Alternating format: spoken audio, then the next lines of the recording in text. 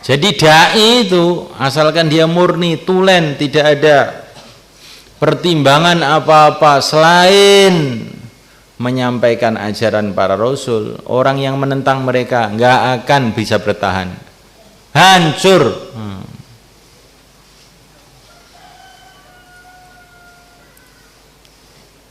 Di sini inilah kekuatan dakwah itu, di situ itu. Dakwah itu kekuatannya bukan dari segi orangnya, tapi dari segi dia ini meneruskan ajaran, ajaan, menyambung lidahnya para rasul. Di situ kekuatannya. Maka dakwah ini kalau sudah dicampuri dengan urusan-urusan dunia, urusan politik, urusan golongan, urusan macam-macam, hilanglah justru kekuatannya. Maka dakwah itu niatnya bersih. Bukan hanya dakwah saja, seluruh amalan yang merupakan meneruskan para nabi, para rasul itu. Ya dakwah, mengajarkan ilmu, ya ibadah, ya usaha-usaha agama yang lain itu niatkan murni, tulen, bersih, hanya mengikuti para nabi, para rasul saja, mengikuti Rasulullah SAW, mengikuti wakil murid-muridnya, para sahabat, mengikuti guru-guru kita. Maka nanti akan ada barokahnya. Tapi kalau sudah kamu campuri dengan nafsu, kita ingin jadi ini, kita ingin jadi itu, kita ingin dihormati, kita ingin dapat uang, kita ingin dapat itu, nanti barokahnya itu jadi sedikit atau bahkan bisa hilang. Kamu renung insya Allah ya nih. Jadi lain ini kekuatannya agama itu kalau masih nyambung dengan Rasul.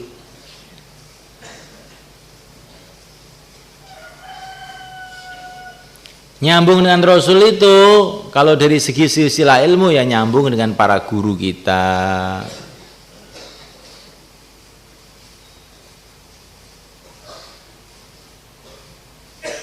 Karena Nabi itu telah menyampaikan agama kepada para sahabat, sahabat telah menyampaikan agama kepada para tabi'in, tabi'in telah menyampaikan kepada tabi'un. Terus silsilah itu bersambung-sambung sampai kita. Kalau kita ini putus silsilah itu, ya akhirnya putus juga hubungan kita dengan Nabi jadinya. Maka jangan sampai kita memutuskan hubungan dengan orang-orang soleh, apalagi guru-guru kita. Kita banyak baca Fatihah untuk mereka sebagai tanda kecintaan kepada mereka. Kita banyak baca sholawat kepada Nabi, untuk keluarganya, untuk penerus-penerusnya, pengikut-pengikutnya. Ini perkara yang sangat penting. Ini lampu 1 watt tapi sambung dengan PLN, maka nyala. Lampu 1000 watt tidak nyambung, gelap. Lah ketika lampu tidak nyambung, gelap, terus kita bikin rekayasa supaya bisa hidup lampu ini, kita cari korek api, dinyalakanlah neon itu dengan korek api. Nyala enggak? Nyala, tapi malah rusak. Dan tidak akan lama nyala, gitu, terus biar gitu. Begitulah kalau kita memperjuangkan agama, bikin pesantren, tidak sambung dengan para guru-guru kita, nanti itu nggak ada nurnya. Kayak dop nggak sambung dengan PLN. Tidak ada nurnya, kita cari korek api. Korek apinya itu apa? Ijazah, kepentingan-kepentingan dunia. Setelah pakai korek api bagaimana? Nyala, huk, brol. Mafhum? Nah, ini kamu renungi betul ini. Kamu ini santri-santri itu saya ingin kamu itu jadi orang-orang yang barokah begitu. Kalau jadi bikin pesantren yang barokah, mencetak ulama-ulama yang mukhlis, yang jadi asbab hidayah.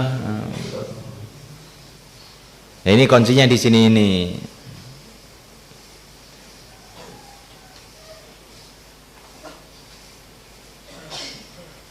Maka Al-Imam Ahmad Al-Faruqi As-Sirhindi yang mengislamkan raja-raja India tahun 1000 Hijrah, beliau nasihat, sudahlah kamu walaupun lemahnya bagaimana dalam agama ini, kamu akan tetap selamat asalkan dua hal kamu jaga. Yang satu ittiba'us sunnah, yang kedua mencintai guru-guru kamu. Kalau dua ini tidak ada dalam diri kamu, hancur kamu. Kamu ittiba'us sunnah, tetapi kamu tidak cinta pada guru-guru kamu, nanti nafsu masuk, kamu ditipu oleh setan. Begitu juga mencintai guru nggak ittiba'us sunnah juga omong kosong.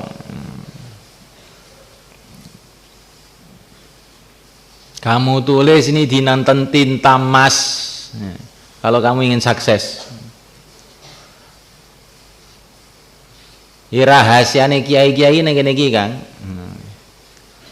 Makanya ulama-ulama yang rubbaniyin, ulama-ulama yang mukhlisin tuh bisa mendirikan pesantren, bisa buat kerja dakwah tanpa dukungan ekonomi, tanpa dukungan politik, tanpa dukungan apa saja. Karena ini nyembung ya, dengan PLN ini nyembung, dengan Rasulullah itu nyembung. Maka mereka itu punya kekuatan dari dalam. Tapi kalau kekuatan dalam ini nggak ada, terpaksalah kita harus pakai dukungan-dukungan materi. Kayak mobil mogok, mesinnya rusak, bisa jalan, tapi pakai dorongan sapi apa dorongan. Tapi yang dorong capek ya berhenti.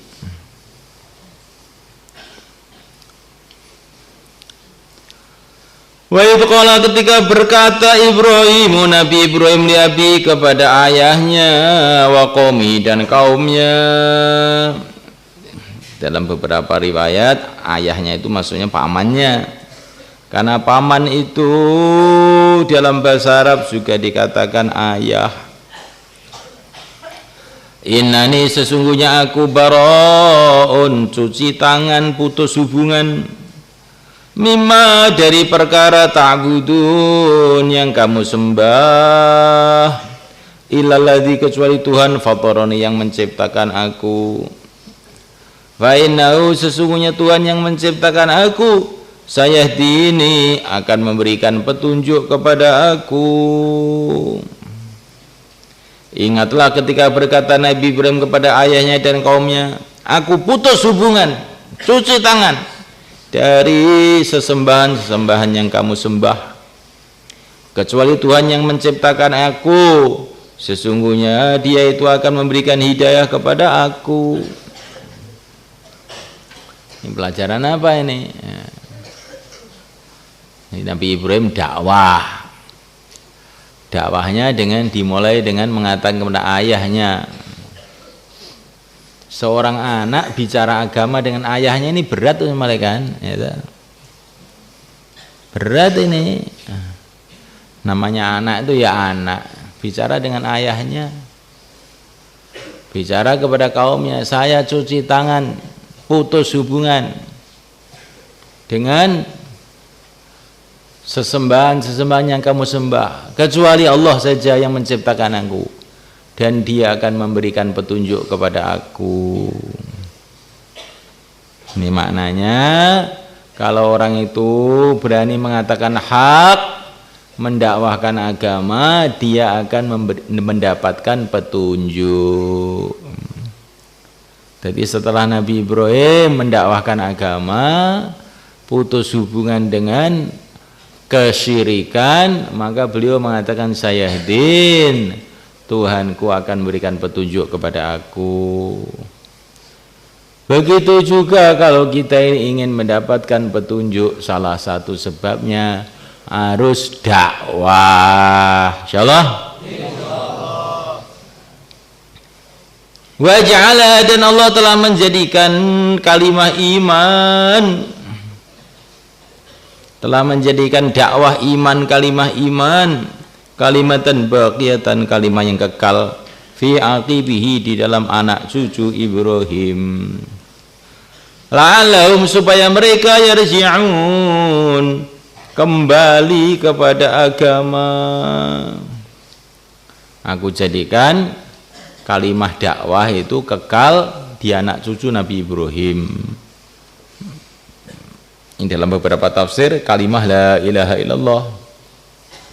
Tapi kalau menurut susunan ayat ini yang lebih tepat bukan kalimah la ilaha illallah, mendakwahkan kalimah la ilaha illallah.